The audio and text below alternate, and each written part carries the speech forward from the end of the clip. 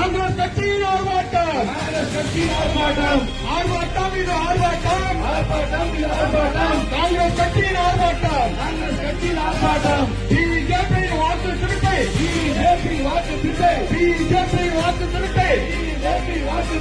எதிர்த்து நடக்கும் ஆர்ப்பாட்டம், பிஜேபியின் வாக்கு திருட்டை, எதிர்த்து நடக்கும் ஆர்ப்பாட்டம், தேர்தல் ஆணையத்தின் மோசடியை, தேர்தல் ஆணையத்தின் மோசடியை கண்டிக்கிறோம், கண்டிக்கிறோம், கண்டிக்கிறோம்.